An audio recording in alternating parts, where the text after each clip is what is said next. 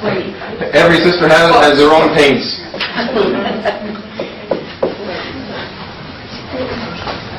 Taking the kids to soccer practice. What else is pretty difficult to turn around?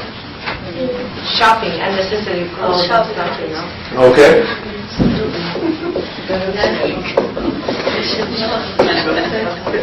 You're spending your husband's money right there. That's a great sin.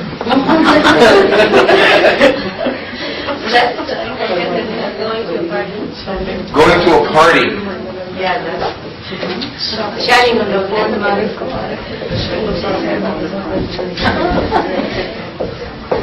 Anything else? Oh my God.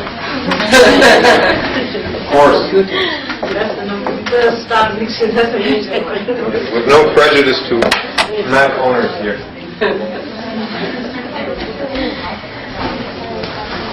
Okay, very good.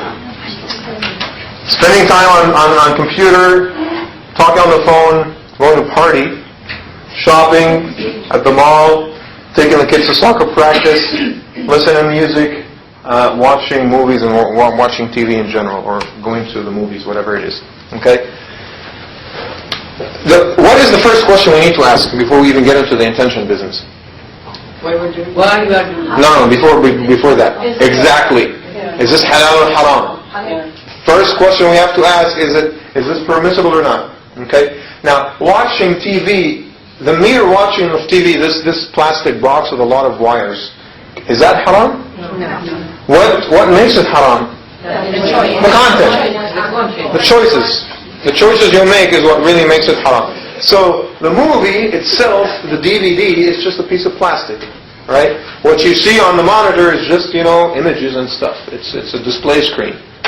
The content is really what will either make this halal or haram. So you have to decide, am I watching something inappropriate or not? Okay? A lot of, profanity, a lot of nudity and things like that. Obviously not interested in that as a Muslim. Okay? So, when I hear you saying this to me right now, that I'm watching an appropriate movie. That's why it made its way to this list. Otherwise, we don't even have to bother thinking about it, because a good intention will not turn it around anyway. Everybody agrees with that? Yeah. So this is a movie that is halal to watch, and there is no inappropriate material that would make it otherwise. No, that excludes The Simpsons. Good point for discussion. If you believe that watching The Simpsons is haram, can you please tell us why? Because of the content, language. There is nothing halal about that. It's just all very negative.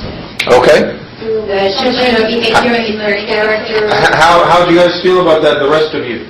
Yeah, I agree. That's why I said there's a struggle between this kind of timing.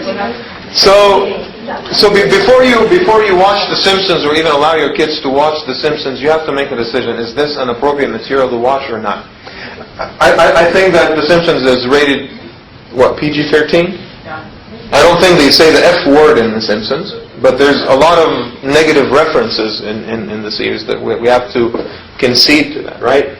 So you have to make a decision. Is this something halal to watch or not? There could be episodes that are cleaner than others, obviously, depending on the theme they choose and stuff like that. I used to watch The Simpsons when I was younger. So, and sometimes, the youths, I gotta, be up to date, so every once in a while I watch an episode or two. But I mean, I'm not a big fan of that anyway. But that's the thing about watching TV. One time it'll be okay, one time it's not okay. The whole thing is really precarious anyway. TV, I mean, right now, most of the TV, even the cartoons, people say there's always some haram. Yeah. And it's very difficult to avoid it because you'll be the one nagging the house, you'll be the most negative person in the house, and everybody hates you. I mean, the father the mother on the one side is very difficult. But it doesn't have it's not really PG-13 or R. This is so many things that can we say it's haram? Isn't haram is a big word for? We can say it's not good behavior or it's not a good act, but isn't haram? And that's why I asked you. That's why I asked you to begin with. Is it? Bad taste. Well, isn't haram is a very big word to know that it's I could suggest I mean, few things that I've seen that were really appalling, and yeah, haram, like displaying, like the son and, uncovering his behind. Right. I'm not talking about this one show. I'm talking in general about TV. It's a big word. I think haram word is a big word to label. Well, there is TV material that would definitely be haram. Exactly. Right. We're not talking about... And that's why, just for the controversy, I removed The Simpsons from the list. I'm talking about a movie that has absolutely nothing haram. A cartoon movie, okay? Finding Nemo, to be specific, okay? Something that you'd be comfortable letting your kids watch, okay? So we're talking about a nice, clean movie. How? And this, obviously, it's a mundane activity and it's not haram to do, right? It just doesn't count for anything. How can I turn this into an act of worship? So one of you sisters is spending time with the children or with a couple of friends watching Finding Nemo. It sounds like a nice thing to be spending time with the family and so forth, but again, how can we have consciousness about it so we turn it around? Strengthening family relationships. And that will lead to... Stronger family and... And why do we care about a stronger family? How did we make that connection? Why would Allah be pleased with a stronger family? I'm sorry? Again, who cares about that? See, I'm really pushing you to learn things that you've always made assumptions about. Why do we assume that Allah is pleased with a strong family? Somebody says Silat al-Rahim, to maintain your kinship. And that is your closest kin. If Allah says, I created kinship and I gave it a name that is extracted from my own name, Ar-Rahim, Ar-Rahman, right? He calls kinship Ar-Rahim after his own name. فَمَنْ قَطَعَهَا قَطَعْتُ وَمَنْ وَصَلَهَا وَصَلْتُ. Whoever maintains the kinship, I will maintain a relationship with her. And whoever severs that, I will sever him or her. Okay? So, when you maintain a strong relation with your kin, most notably your children or your spouse, then obviously I'm directly responding to a command from Allah subhanahu wa ta'ala, and when I do that, He will be pleased. Okay?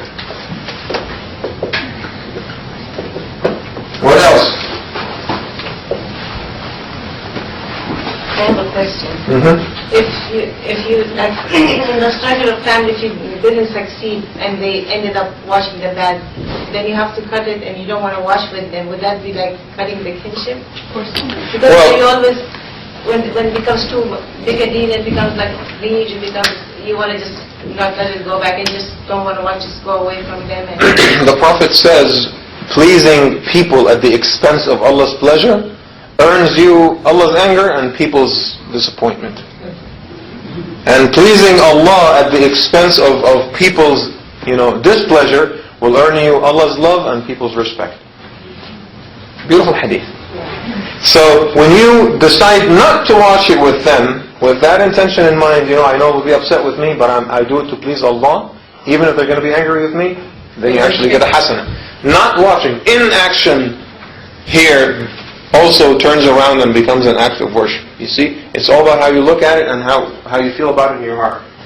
So, why do we watch Finding Nemo with the kids?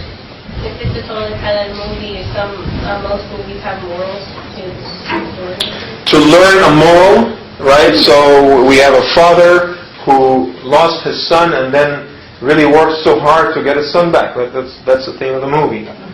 Okay, so obviously it's a good moral. Now, why is that relevant to us? Why do we have to learn good morals? We strengthen good morals with them. We strengthen good morals with them. So, what happens after we have good morals? So they grow to be good Muslims. I want you guys to trace it back to a clear command from Allah. Okay? And Rasulullah says, إِنَّمَا بُعِثْتُ لِأُتَمِّمَ الْمَكَارِمَ الْأَخْلَاقِ. I was only sent to perfect the standards of morality. That is the sole purpose of the Prophet's mission. Alright? And when you have better morals, when you appreciate these intimate ethics more, you uphold the tradition of Muhammad ﷺ, and as such, Allah will be pleased with you.